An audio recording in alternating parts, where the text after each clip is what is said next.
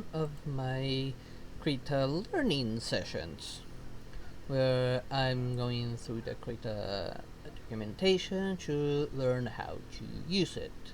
For those that don't know what Krita is, it is a Photoshop-like software, but it's free. Why don't I do Photoshop? Well, I can't pay for it, that's why.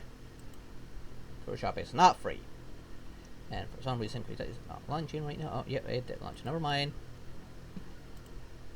I want to have that open just in case I'm doing the documentation, because of it more like hands-on, like maybe try to do this or try to do that, and things like that. I just need to set the screen capture just in case. There we go. And let's transition over to it because I already have it open. There we go. Just let me get the YouTube music going so that it's not just my voice that you listen to. At least there's some ambient music going on in the background.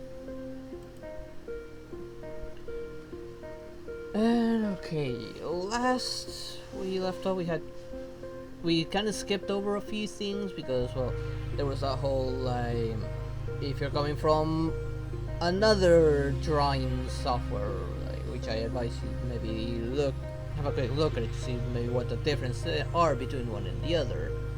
The drawing tablet, I skipped it again because I don't have a drawing tablet, nor can I afford one at the current time. We left off here on loading and saving brushes. I'm guessing this would be useful if you're like going back and forth between the specific brushes, but there's always those that you use way too often. Then yeah, you probably want like a quicker way to get to it. That's what I'm assuming just from the title alone. But we shall see. For those that are watching the video part of the Krita instead of the live stream, these tend to last roughly an hour, or maybe a little under an hour, because I'm mainly trying to learn the Blender, mainly, since I'm going through both the documentation to learn to do both. The reason why I'm doing that is, well, I would probably need some kind of image to reference from when I start making the 3D stuff, and what at some point I would like to be able to make my own stuff. And who knows, maybe if I get well enough with Krita, I can maybe make my own 2D avatar sometime in the future. Who knows? We shall see. I say we shall see because I cannot draw for shit. I am not a very good artist. I am not an artist actually. And I know it'll take practice. I'll probably be drawing some horrendous stuff, so don't expect anything that looks even remotely good. This part does seem to be lengthy, so we shall see how far we get within the hour. For those that hear like any background noise aside from the music and myself, that is probably my fan, and I'm not going to slow them down or turn it off because it is very hot for me today. It is summer for me right now at the moment of this video, and live stream if you're watching it live.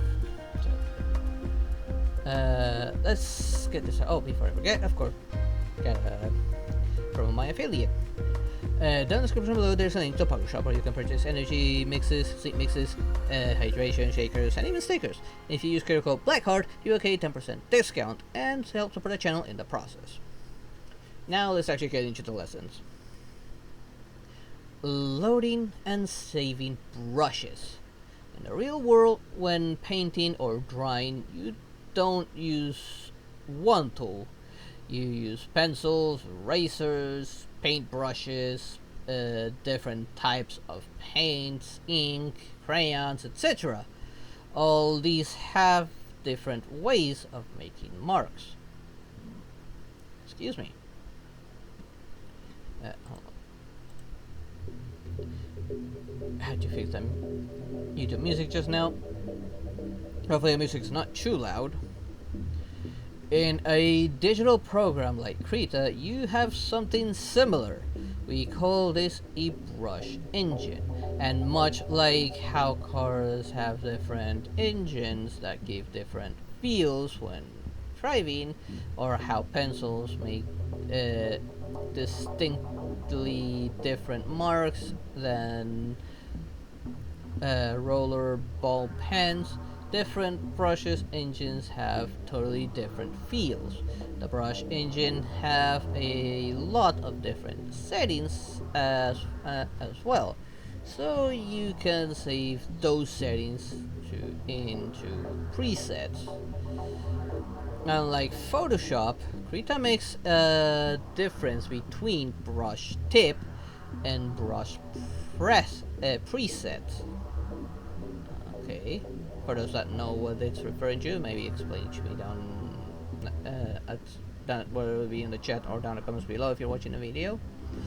Tips are only a stamp of short, while the preset uses the tip and many other settings to create the full brush.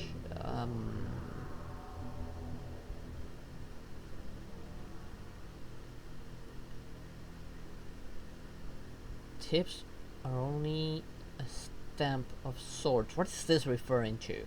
Since I never use Photoshop, I don't really know what's that's actually meaning. And I'm no artist either, so that's why I may struggle with that part of it. I don't know. Let's carry on. The brush setting drop down. To start, the brush setting editor panel can be accessed in the toolbar between the chosen brush preset button on the right and the fill pattern bottom on the left button on the left. Alternately, you can use the F5 key to open it. So I guess it's referring to this and this. When you open brush setting editor panel, you will see something like this. The tour of the brush settings drop down menu. Okay, so this is actually the drop down menu. Never mind with what I said previously.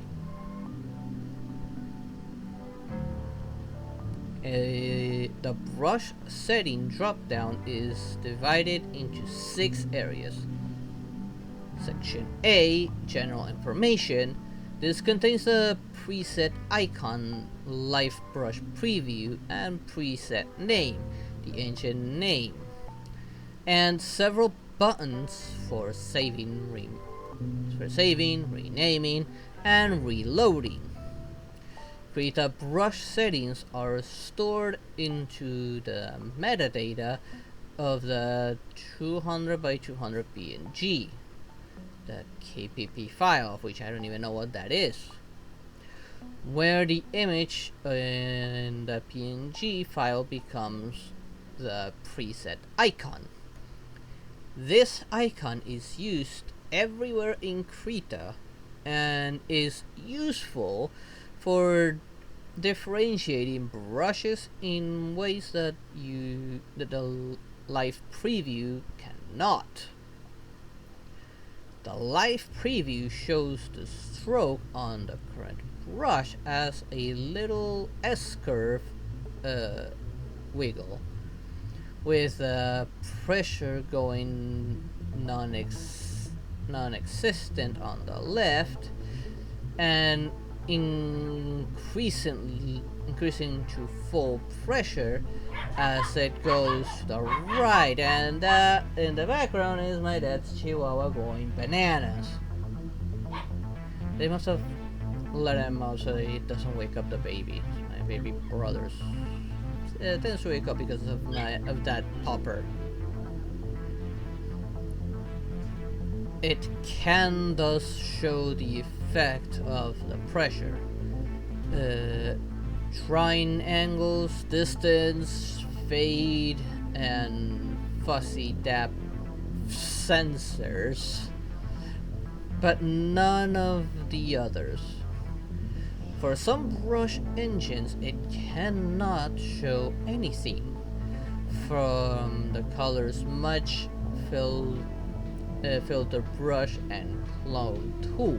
It shows the alternating line pattern because these brush engines use the pixels already on canvas to change their effect. In other words, like, this is what it's talking about, I'm guessing. Like, these images will be the one changing.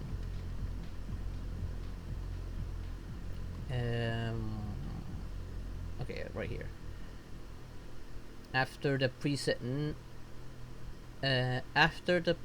name, there is a button for renaming the brush. This will save the brush as a new brush and deactivate the previous brush. Engine. The engine of the brush is the underlying programming that generates the stroke for the brush.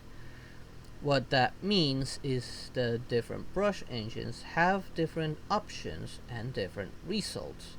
You can see this as the difference between using crayons, pencils, and ink, but because computers are math devices, most of our brush engine produce different things in a more mathematical way.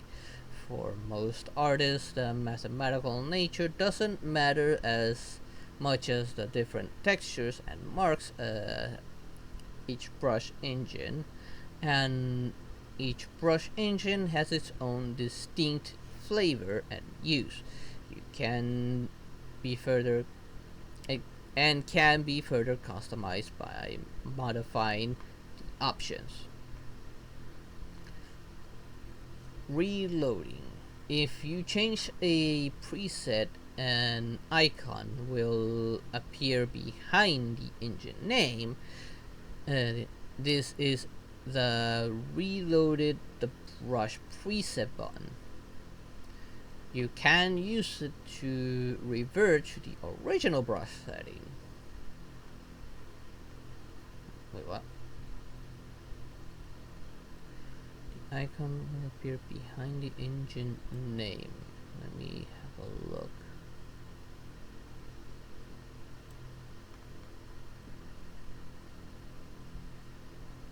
So engine, I can't really see where that would be.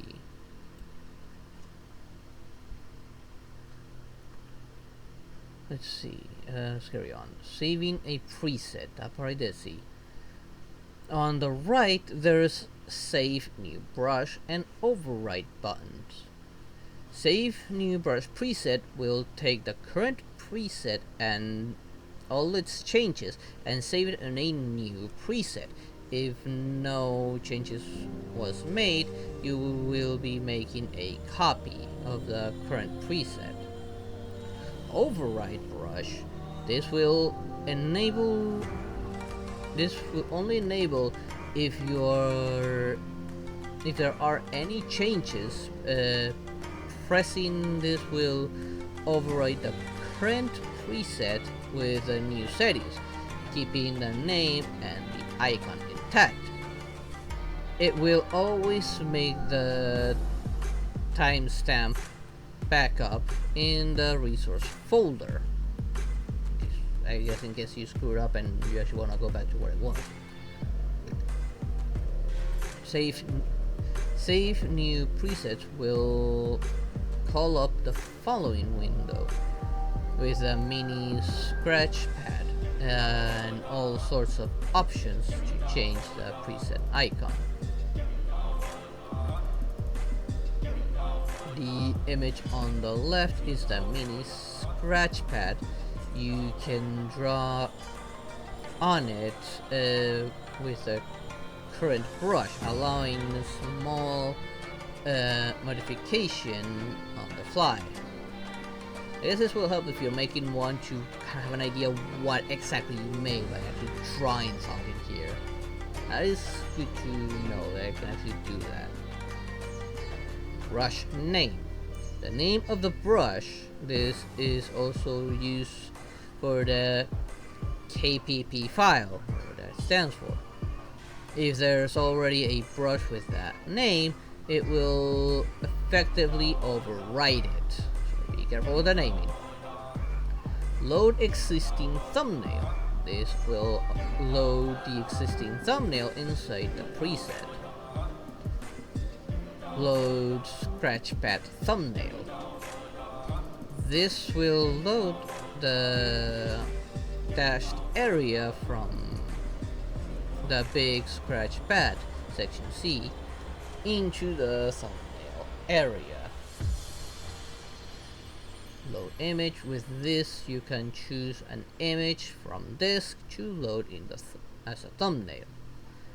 Load from icon library. This opens up the icon library. Clear thumbnail. This will make the mini scratchpad white. The icon library should make making preset icon faster. Krita got an icon library. Okay.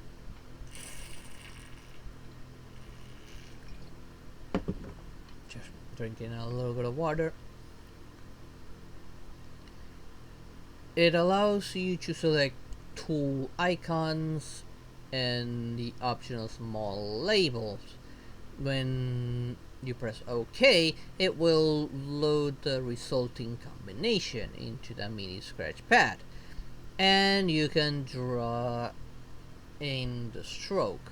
I guess I find this useful for you're making something specific, but you're not entirely sure what it will look like. Then you use one of these along with the image. Then yeah, you would have a better idea what you're actually loading in.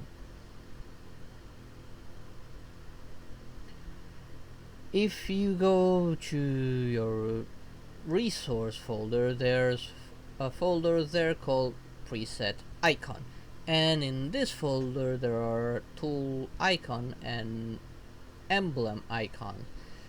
You can add semi-transparent PNG there, and Krita will load these into the icon library as well, so you can customize your icons even more. That's pretty nice to know.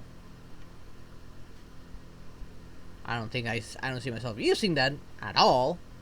I'm pretty satisfied with what I'm seeing here.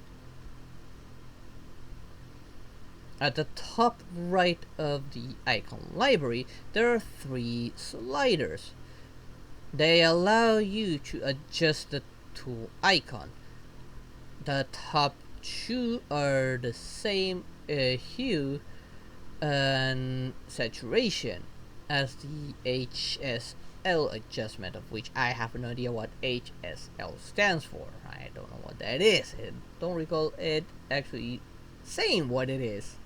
If anyone does know, please do let me know what it stands for. And the lower slider is a super simple level filter. This is done this way because the levels filter allows maintaining the darkest shadows and brightest lights on the top icon, making it much better for quick adjustments. If you're done with everything, you can press save in the save new brush preset dialog, and Krita will save the new brush. Section B. Oh, that was just section 8? Man, that was long. At least this next section is not as long. Section B, the preset chooser.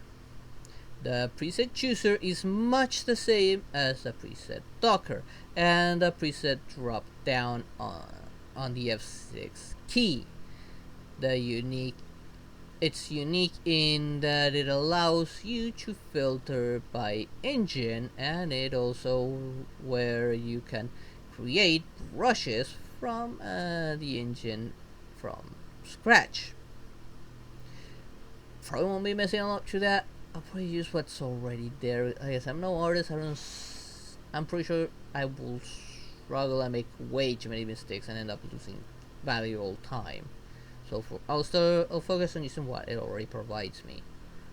But it's good to know that for those that actually know what they're doing, that they can actually just make their own changes to how the engine actually works.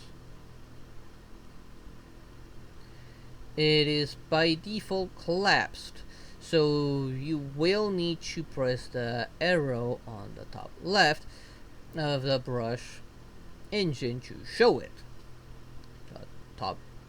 The top drop down is set to all by default, which means it shows all engines.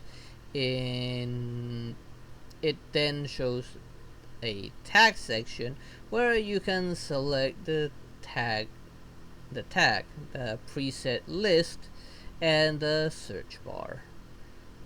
Underneath that, there's a plus icon, which when pressed gives you a full list of Krita engines, which selecting an engine from the list will show you the brushes and for that engine.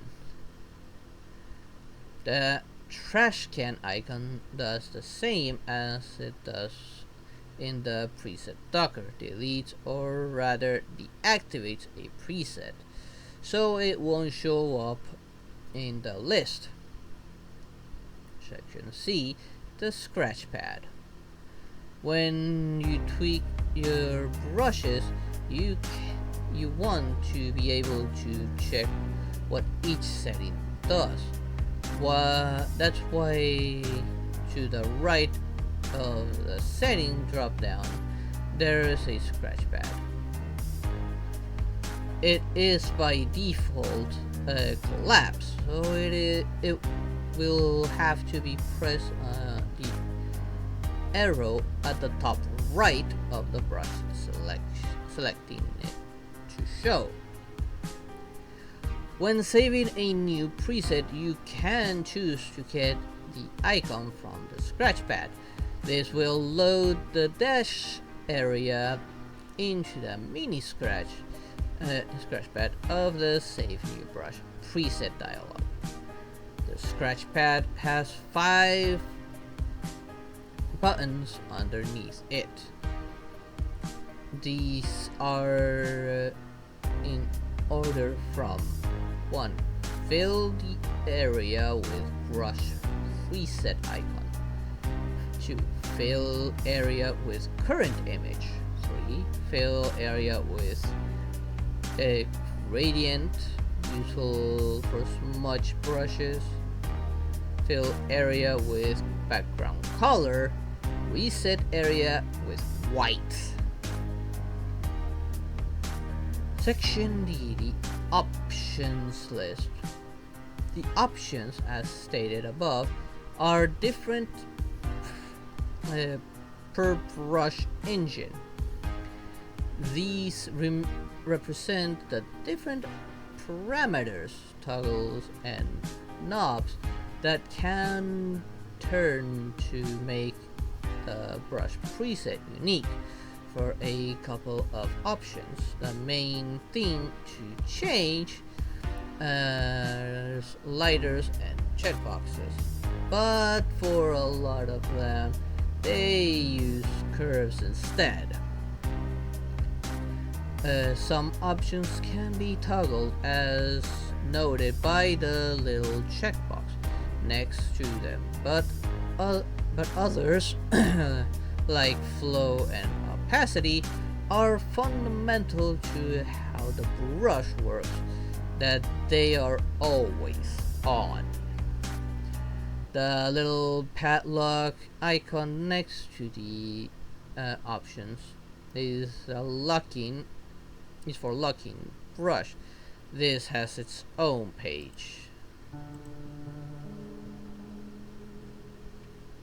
And oh boy, section E against a very very lengthy one.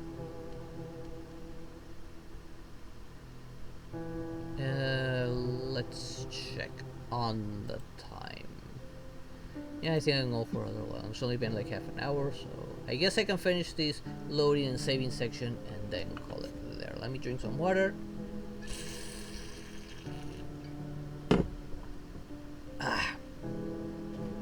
If everyone wants to drink water, go on ahead. Stay hydrated, people. Take care of yourselves. Section E, option configuration widget, where section D is the list of options. Section E is the widget where you can change things using sensor curves. One of the big important things that makes art unique to the artist who creates it is the style of the stroke. Strokes are different because they differ in the speed, rotation, direction, and amount of pressure put into the stylus, of which I have no stylus, it'll just be my mouse.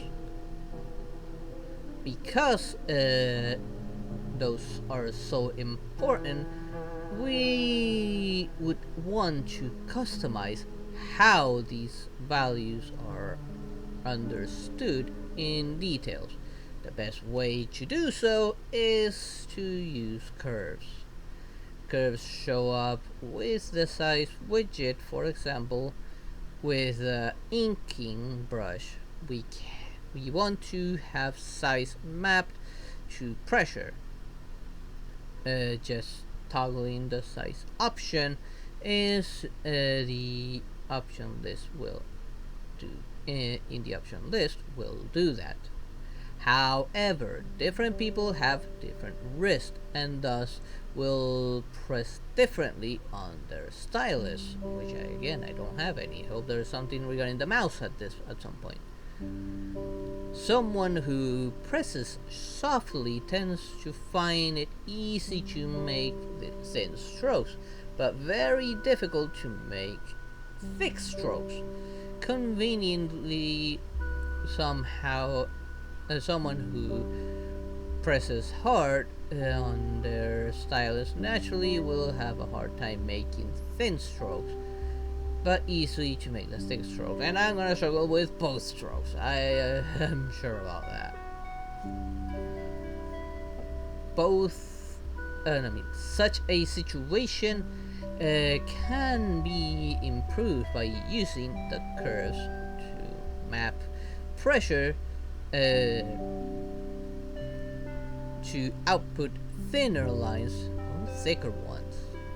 The brush settings curves even have quick curve buttons for those on the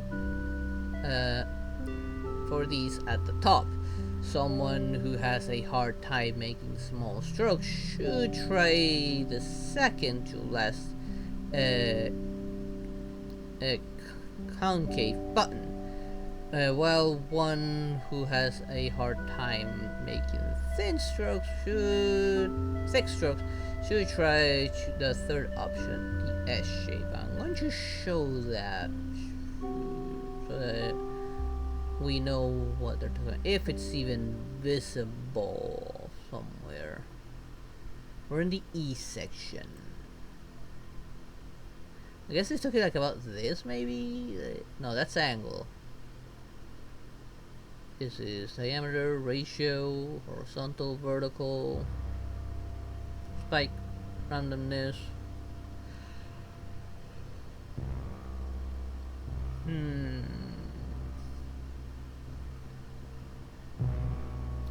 not entirely sure. This will probably take some experimenting to properly understand what it's actually talking about.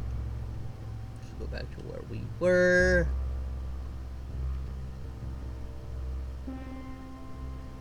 Which was right here.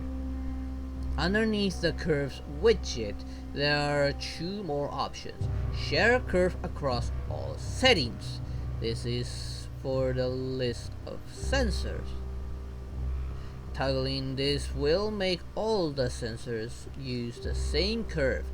Unchecked, all checked sensors will have separate curves. This includes how the multiple values of the sensor curves are used. The curves always go from 0 to 1.0. So if the curve output is 0.5 and the other is 0.7, then will multiply the two values. Adding will add the two values to a maximum of 1. So even if it surpasses that to 1.2, it won't matter, it'll just cap at 1.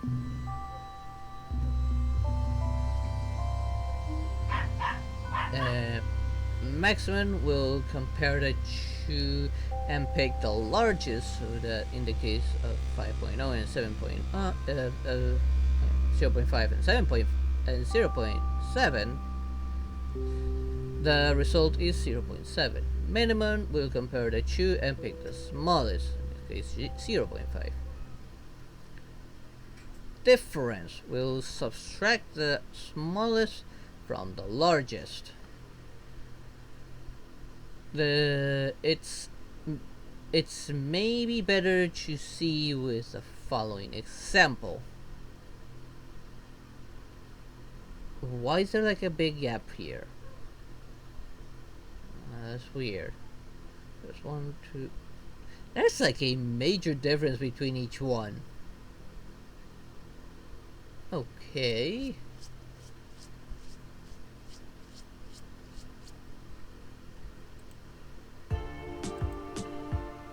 Let's carry on. The first two are regular. The rest are different multiplication types. That will explain why they're so varied. The first one is a brush with size set to the distance sensor. 2 is a brush size set to the fade sensor. 3 is the size is calculated from the fade and distance sensors multiplied.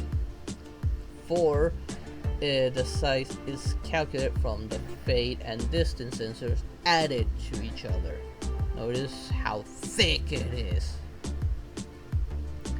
The size and the 5, the size takes the maximum value of the fade and distance sensor.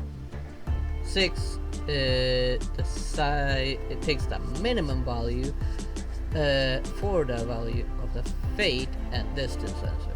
7, the size is calculated by having the largest of the values subtracted with the smallest of the value. Man, it really makes a difference. F. A miscellaneous option.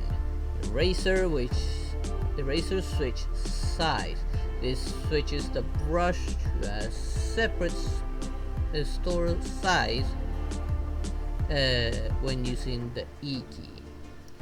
Erasers switch opacity, same as above, but with the eraser opacity. Temporarily save tweaks to preset. This enables dirty preset. Dirty preset stores the tweaks you make as long as this session of Krita is active. After that, they revert to default. Dirty presets can be recovered by the icon in the top left of the preset. Okay, strange name for it, but yeah, I think I understand it. The icon encircled in red in the top left of the 3rd, 4th, and 5th preset in first row indicate it is dirty, meaning there are tweaks made by the preset. Okay, so that's how I know when it's dirty and it needs a bath. Sorry, I couldn't help it. Instant preview. This allows you to toggle instant preview on the brush. The instant preview has a super secret feature. When you press the instant preview label and then right click on it, it will show you the threshold slider. This slider determines at what brush size instant preview is activated for the brush. This is useful because all brushes can be slower, which instant preview with instant preview. So the threshold ensures it only activates when necessary. Okay. Excuse me. Is the heat probably getting to me? I am starting to get tired. But we are almost at the end of this. At least of this section. The on-canvas brush setting. There is an on-canvas brush editor. If you open the pop-up palette, there should be an icon on the bottom right. Press that to show the on-canvas brush setting. You can see several sliders here to quickly make small changes. At the top of it shows the currently active preset. Next to that is the setting button. Click that to get a list of setting that can be shown and organized for the given brush engine.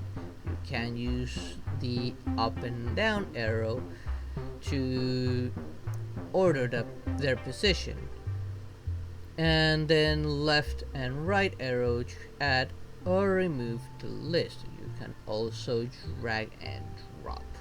Excuse me, just now when I kind of like has paused because I felt like something actually got on my eye. Let me clean it up real quick. Okay, we're good. Let me drink something a little bit.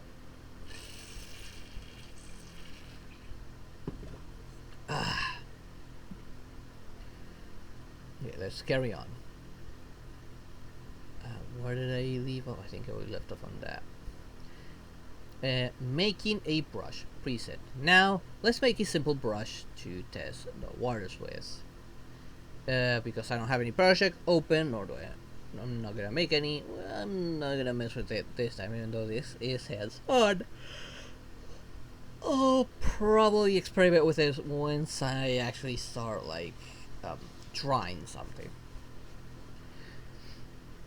Getting a default from the brush engine. Press first open the setting with the F5 key. YouTube, get my music going, please.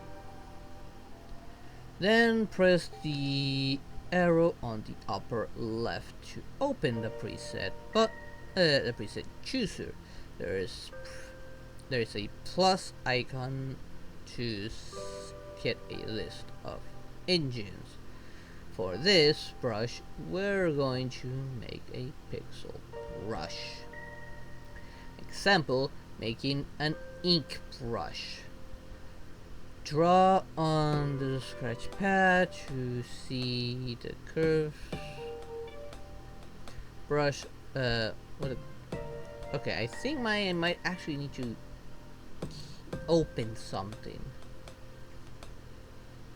How do we stop something without actually saving it though? Or without actually creating a file? Give me a second.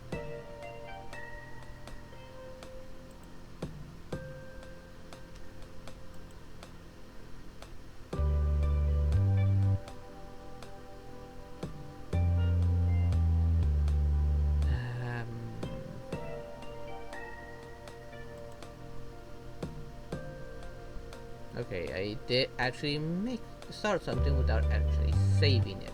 So let me make the browser smaller so you guys can actually see what I'm seeing, at least temporarily. Hopefully it's not too small.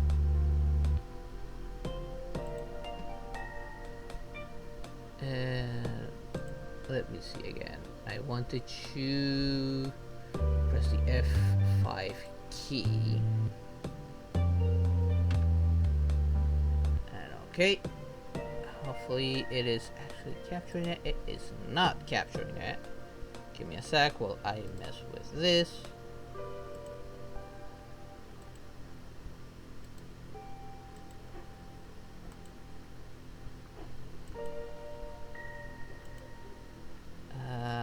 That did not work.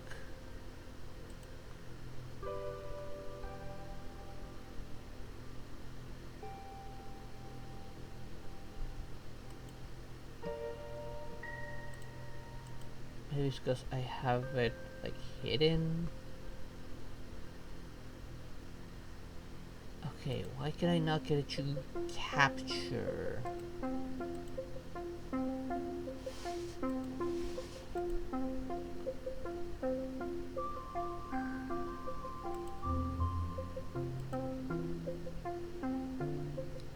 Yeah, I have the right one selected.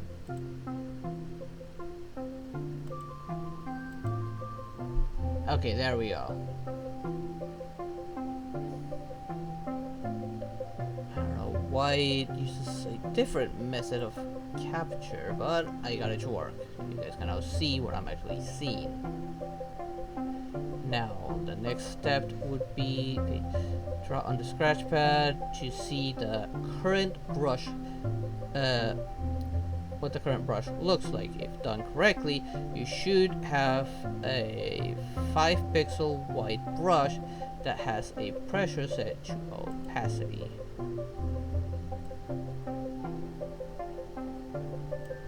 Okay, I'm just making just something random on this. This is a scratch card, I believe. Let us turn off the opacity first.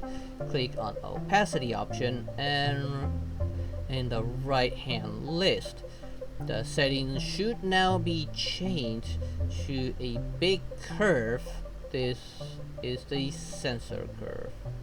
So I want to go to opacity. Where was it again? Oh, I just had to click too far. On the right hand list, I mean left. That's why I would prefer to have like an image to show me. Why is this in Spanish?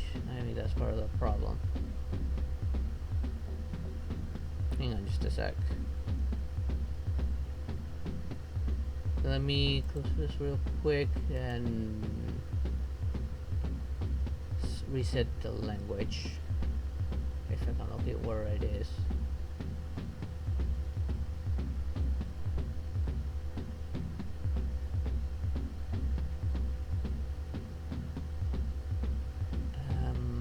Just a sec.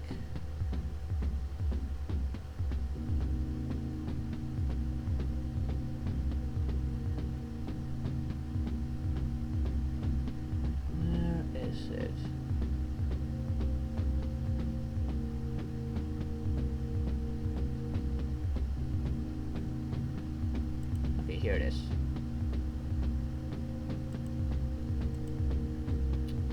No, come on, damn it. I was sure I had set this to English previously.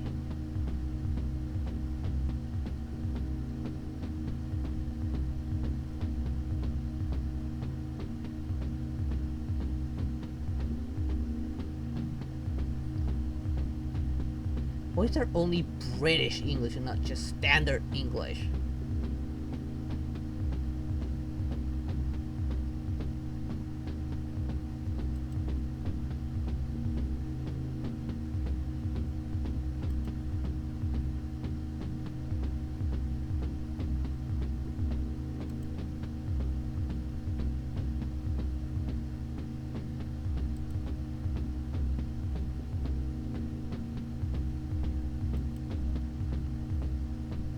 Okay, I need to reset the application real quick.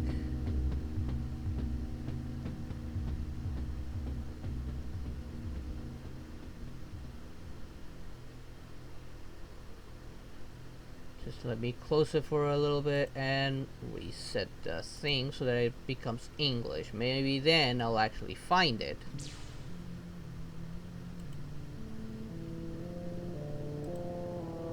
Whoops, I misclicked somewhere.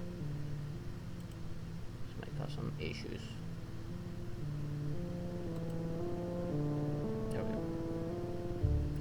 Just waiting for it to actually open up again.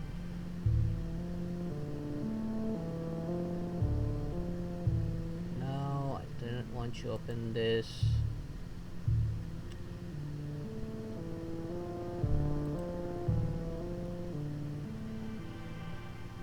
Go back to new file, don't save. Okay, now it is in English, so no, not one. F5, there we go. Let's draw this again, and now I should be able to find opacity a little bit easier.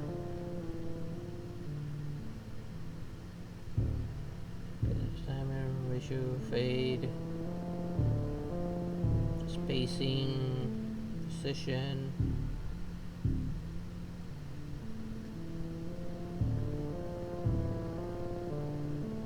Okay, here is opacity. And what did I say we needed to do again? Let's turn off the opacity first. Click on the option.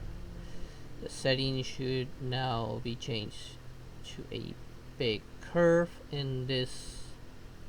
This is the sensor curve. Uncheck enable pen settings. Okay. Test the scratch pad. There still seems to be something affecting opacity. This is due to the flow option.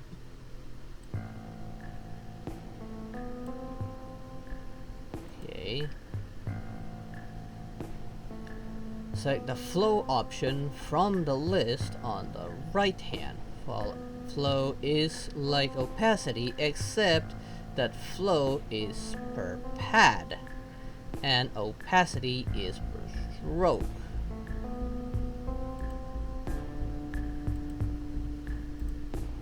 Again, I went too far. Uncheck the enable pen settings checkbox here as well and test again. But it is already unchecked.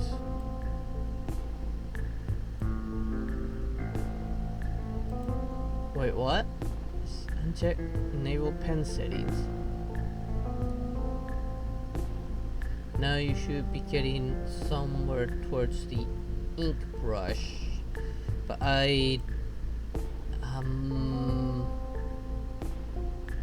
flow and opacity both now disabled. If I turn this on, yeah, it was already off.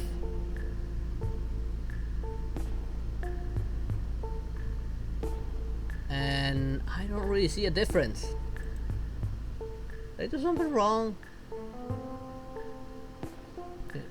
Getting somewhere towards the ink brush. It is still too small, however, and kinda grainy looking. Click on brush tips in the brush engine options.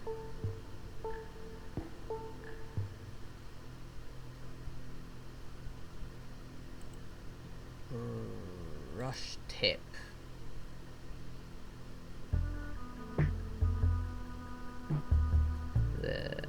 Leave that there just in case to see the what changes. Here the diameter is the size of the brush tip. You can touch the slider, change the size, or right click it and type in the value set it to 25 and test again. It should be much better. Set what again?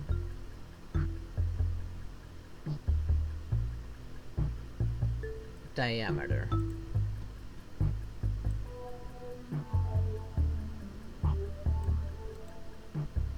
Set it to 25.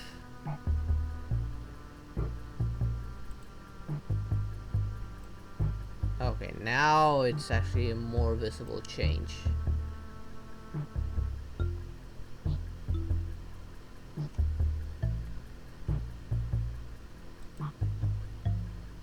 Hopefully you guys can actually still see it. You guys should be able to.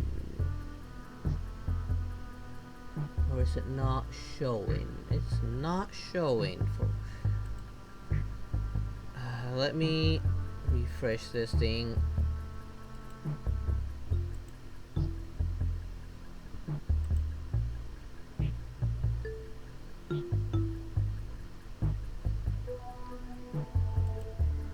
There we go. Now it's actually working. Why was it like all blank? What the hell happened there? I did not notice it was like that. But, well, there it is.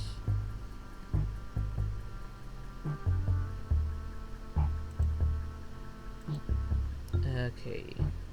Now to make the brush feel a bit softer, turn down the fade parameter to about 0.9. This will give the brush mask a softer edge. Wait, what? Turn the fade parameter to about 0.9. But the fade has 2 parameters. It's in... oh, okay, no, when I edit one, it edits all of it. And...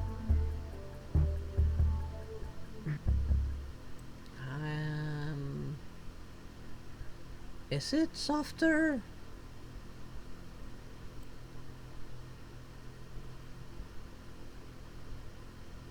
Kinda. Not entirely.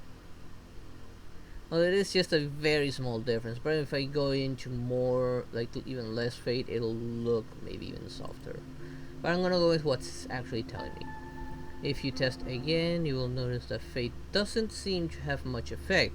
This has to do with the spacing of the dabs. The closer they are together, the harder the lines. This is by default this is 0.1, which is a bit low.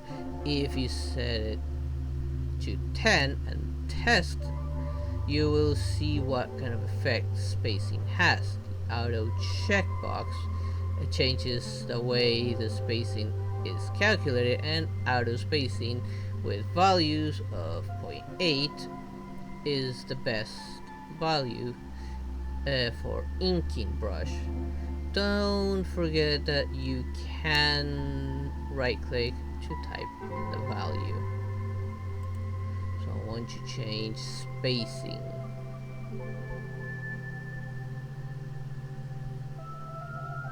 There it is, spacing set to 0.8.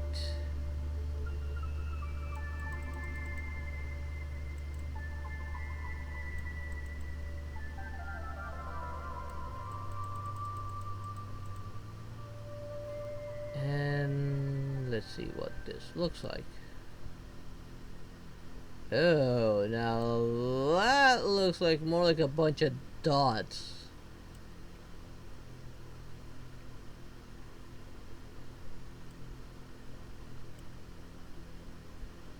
That doesn't look exactly smoother. Now, when you test, the fade seems to have a normal effect, except that the really small size, which looks jagged, to get rid of that, check the anti-aliasing checkbox. If you test again, the line should be much nicer. The anti-aliasing checkbox is already checked.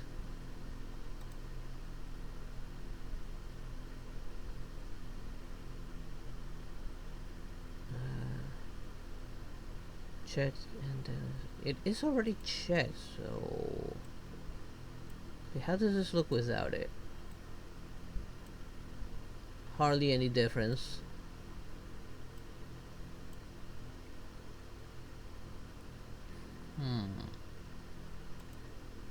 I don't see much of a difference, but at least I can see how each one of these actually affects each thing. Like we started with like really thick and just getting thinner and thinner, and then just a bunch of dots. Saving the new brush. When you are satisfied, go to upper left and select Save New Brush preset. You will get the save dialog name brush, something like my preset. Then load from icon library. To get the icon library, choose the nice tool icon and press OK. I am not gonna mess with that. I'm not gonna save this heap of junk because I don't see why I would. Like at the current time, I don't see any need for this. So let's actually cancel out of that. And now I need to actually hide this because it's actually gone. I don't know why it was still visible. I don't know, it's still showing because I did already close that. Oh well. Let's just carry on. Let me just make the browser big again so you guys can see a little clearer what I'm actually doing. Or is what I'm actually going through. The icon will be loaded into the mini scratch pad on the left. Now doodle a nice stroke next to it if you feel you messed up. Just go back to the icon on the library to load a new icon. Finally, press save and your brush should be done. You can further modify your ink brush by changing the amount of pressure you need to put on the brush to make it full size. To do this, you will select size option, press the pressure sensor from the list next to the curve. The curve should look like a straight line, and now if you want the brush to get big with a little pressure, tick on the curve to make a point and drag the point to the upper left. The more the point is to the upper left, the more extreme the effect. If you want instead the brush that you have to press really hard and get a full size drag, the dot to the lower right, drag the dot to the lower right. Such a brush is useful for fine detail, but forget to save the changes and your brush will don't forget to save the changes to your brush when done. I didn't do any of that because I don't intend to save that brush. I have no use for it. If I'm going to save a brush, a custom brush, it'll be something that I know I'm going to use every once in a while or very often, particularly often. But I'm not gonna get to that like immediately, not unless I fully need it. Like I said, I'm no artist. Like I'm gonna start slow, making the fine line look even softer by using flow option. To do this, select the flow option and turn back the enable pen settings checkbox. Now if you test this, it is indeed a bit smoother, but maybe a bit too much. Click on the curve to make a dot and drag the dot to the top left halfway the horizontal of the first square of the grid. Now if you test, the thin line are much softer, but the harder you press, the harder the brush becomes. Like here you got it right, here you got it wrong. It's missing the right there. Sharing brushes. Okay, so you've made a new brush and want to share it. There are several ways to share a brush preset. The recommended way to share brushes and preset is by using the resource bundle system. We have detailed instructions on how to use them on the resource management page. I think that's gonna be useful if, like, maybe I need a specific brush, I don't know how to make it, or maybe I'm trying to make it and I failed, then maybe I can go somewhere where maybe somebody made it and it's actually sharing it, hopefully for free and to the public, I believe, since the software is for free as well.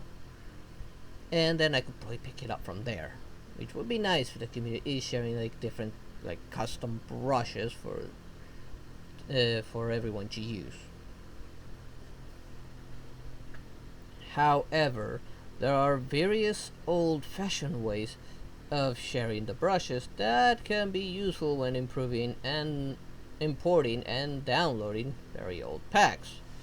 Sharing a single preset, there are 3 types of resources that a single preset can take. A paint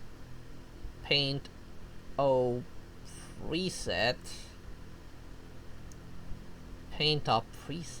that's kind of a mouthful to say, file.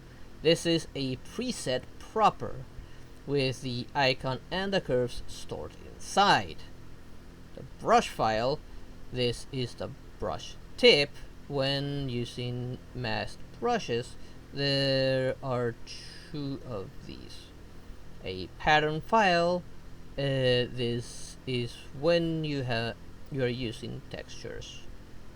So when you have a brush that uses unique predefined tips for either brush, tip and mask brush, or unique textures, you will need to share those resources as well with the other person.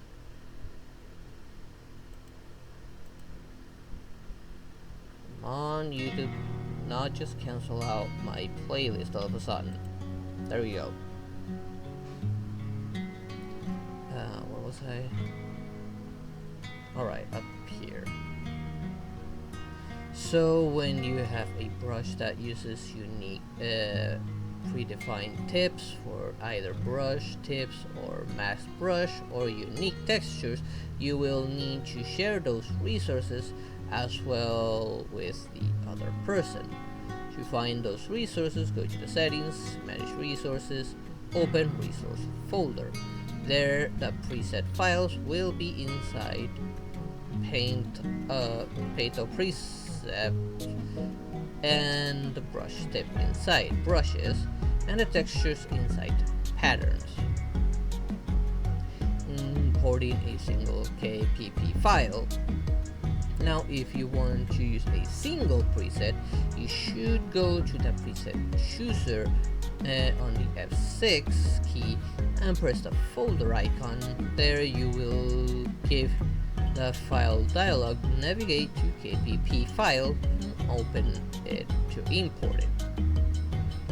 If there are brush tips and patterns coming up the file, coming with the file, do the same with pattern via the pattern docker. For the brush tips, go to the setting drop down at F5 and then go to the brush tip options. There select predefined brush and then the import button to call up the file dialog. You can also use this import button in settings, manage resources. Sharing via zip, old-fashioned. Sharing via zip should be replaced with resource bundles, but older brush packs are stored in zip files. Using a zip with a relevant file, go to settings, manage resources, open resource folder to open the resource folder. Then open up the zip file, copy the brush, paint up, reset, and pattern folder from the zip file to the resource folder. You should get a prompt to merge the folders. Agree to this. Restart Krita. Enjoy your brushes. And that took longer than expected. Like definitely longer than an hour as it should have been. But I did want to get this section out of the way. Let's hop on over to the next one so that I can have the name for when I forget about it. I'm not gonna go through this just yet, but this looks like something I would use often, the on-canvas brush editor. But let me stretch a bit.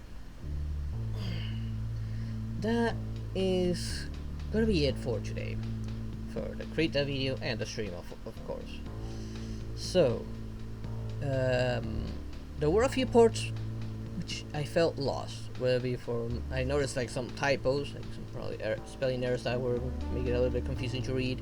But there were also a few things I felt that I wasn't actually picking up very well. I did mention already on those. Like, if you do understand it, then maybe explain to me down in the description, down in the comments below. If maybe there's a link to any video that explains it with a little better or more details, also do share the link as well on the comments below. Like I said, I've never used Photoshop or anything like this before. This is like my first time, which is why I'm going through the documentations first. And I am surprised that it actually had me do something like hands-on. I'm actually quite satisfied. Hopefully there's more like that stuff. And of course I hope Blender does the same, since like I said, for those watching the video, they normally stream both Blender and Krita together and then separate the videos later. But that is gonna be it for today. Let me just do a quick little YouTube outro, because afterwards I'm gonna do a meteor shower. So thank you all for watching. I hope you all enjoyed today's video, and I hope to see you all next time. Bye bye.